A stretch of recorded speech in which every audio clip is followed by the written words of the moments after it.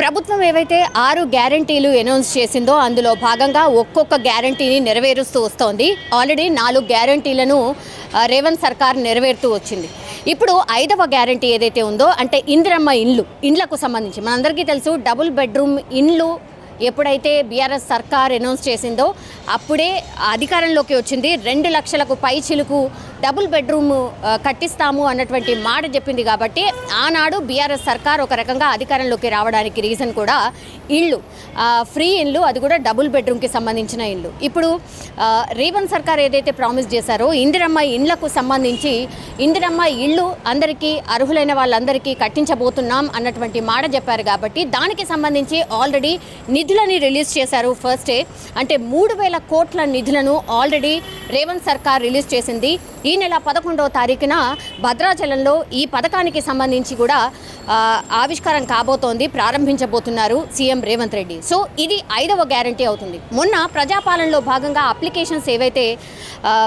Applications చాలామంది ఎవరైతే పెట్టుకున్నారో వాళ్ళందరూ కూడా మహాలక్ష్మి పథకంలో భాగంగా అప్లికేషన్స్ చాలా ఎక్కువగా వచ్చాయి.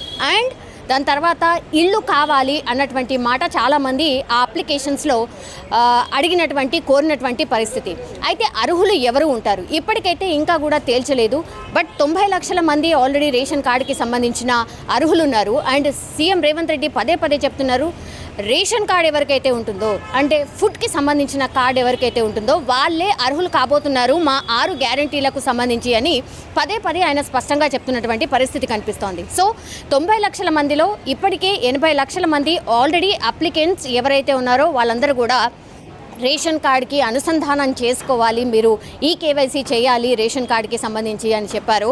చాలామంది అక్కడికి వెళ్ళి వాళ్ళ కార్డును అయితే అనుసంధానం చేశారు. ఇప్పటికీ కూడా గవర్నమెంట్ లెక్కల ప్రకారం అయితే 20 నుంచి 25% మంది అంటే 90 లక్షల రేషన్ కార్డులు ఉంటే 20 నుంచి 25% మంది ఇంకా కూడా ఈ కేవైసీ కావచ్చు ఈ రేషన్ కార్డుకి ఇంకా కూడా అనుసంధానం చేసుకోలేదు. సో అందులో నుంచి 25% తీసేసినా కూడా గవర్నమెంట్ ఫస్ట్ నుంచి కూడా చెప్తోంది 80 లక్షల మంది ఉండొచ్చు అన్నటువంటి మాట. సో డెఫినెట్లీ ఇప్పుడు 75 లక్షల నుంచి 80 లక్షల మంది రేషన్ కార్డు కలిగినటువంటి వారు. మరి ఈ కొత్త రేషన్ కార్డుకి సంబంధించిన కూడా అప్లికేషన్స్ తీసుకున్నారు. కాబట్టి మరి కొత్త రేషన్ కార్డ్స్ ఇస్తూ కొత్త రేషన్ కార్డు వాళ్ళు కూడా ఇప్పుడు ఈ ఇందిరమ్మ ఇళ్లకు సంబంధించి అర్హులు కాబోతున్నారా?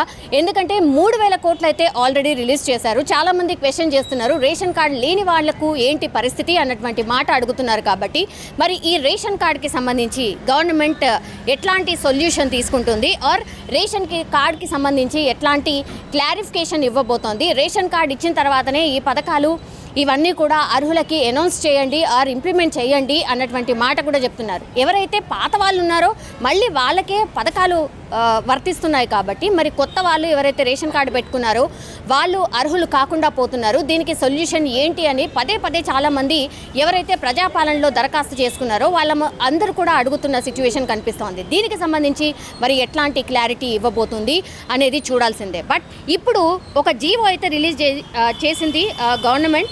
ఆ జీవోలో స్పష్టంగా చెప్తోంది ఇందిరమ్మ ఇండ్లకు సంబంధించి మేమైతే 3,000 కోట్ల రూపాయలు ఆల్రెడీ మంజూరు చేశాము. రాష్ట్ర వ్యాప్తంగా అయితే 95,235 ఇళ్లను ఆల్రెడీ ఇప్పుడు ఈ 3,000 కోట్లు ఏదైతే రిలీజ్ చేసిందో అందులో భాగంగా రాష్ట్ర వ్యాప్తంగా 95,235 ఇళ్ళు కట్టించబోతున్నారు. అండ్ గ్రామీణ ప్రాంతాల్లో ఇది 38,094 అండ్ అర్బన్ ప్రాంతాల్లో అయితే ఇది 57,141 ఇళ్లను అయితే మంజూరు చేసింది. సో అర్బన్లో చాలా ఎక్కువ సంఖ్యగా ఉంది అండ్ గ్రామీణ ప్రాంతాల్లో అయితే కొంచెం తక్కువగా ఉంది. సో ఫస్ట్ ఎవరికైతే జాగా ఉందో వాళ్లకు మాత్రమే ఈ 5 లక్షలు ప్రామిస్ చేసిందో ఆ 5 లక్షల్ని మంజూరు చేయబోతోంది అన్నటువంటిదైతే ఇప్పుడు మనకున్నటువంటి ఇన్ఫర్మేషన్. ఆ తర్వాత జాగా ఎవరికి లేదో వాళ్ళకి జాగా ఇస్తూ దెన్ 5 లక్షల రూపాయలు కూడా కట్టుకోవడానికి ఇవ్వబోతున్నారు అనేది. ఫస్ట్ ఇనిషియల్లీ మాత్రం ఇప్పుడు ఎవరికైతే జాగా ఉందో వాళ్ళకి 5 లక్షల రూపాయలు మంజూరు చేయబోతోంది. ఇప్పుడు నేను చెప్పినటువంటి లెక్క ఏదైతే ఉందో ఇప్పుడు జాగా ఆల్రెడీ ఉంటూ వాళ్ళకి 5 లక్షల రూపాయలు ఇప్పుడు రేవంత్ సర్కార్ అయితే మంజూరు చేయబోతోంది. అఫీషియల్గా ఈ 11వ తారీఖు నాడే ఇప్పుడు ప్రారంభించబోతున్నారు. మంత్రి పొంగులేటి శ్రీనివాసరెడ్డి ఆధ్వర్యంలో భద్రాచలంలో ఈ పథకాన్ని అయితే లాంఛనంగా ప్రారంభించబోతున్నారు. ఇప్పుడు 100 రోజుల్లో మేము ఏవైతే 6 గ్యారంటీలో ఇచ్చామో అవన్నీ కూడా ఇంప్లిమెంట్ చేయబోతున్నాము అని పదే పదే చెప్తున్నారు కాబట్టి అందులో భాగంగానే ఇప్పుడు ఒక్కొక్కటి అన్ని గ్యారంటీలను అమలు చేయబోతున్నట్టు స్పష్టంగా అర్థమవుతోంది. ఇప్పుడు ఇందిరమ్మ ఇళ్లకు సంబంధించి అయితే ఇది 5వ గ్యారంటీ, ఇంకో 6వ గ్యారంటీ కూడా ఉంది. సో ఆ 6వ గ్యారంటీ కూడా మరి నెక్స్ట్ ఇప్పుడు 100 రోజుల్లో అంటే పార్లమెంట్ ఎలక్షన్స్కి సంబంధించిన నోటిఫికేషన్ రాకంటే ముందే ఆ 6వ గ్యారంటీ కూడా అమలు చేయబోతున్నారు. బట్ చాలామంది కొన్ని లక్షల మంది చాలామంది ఎవరికైతే ఇళ్ళు లేవో ఇప్పుడు ఇల్లు కొనే పరిస్థితి కూడా లేదు.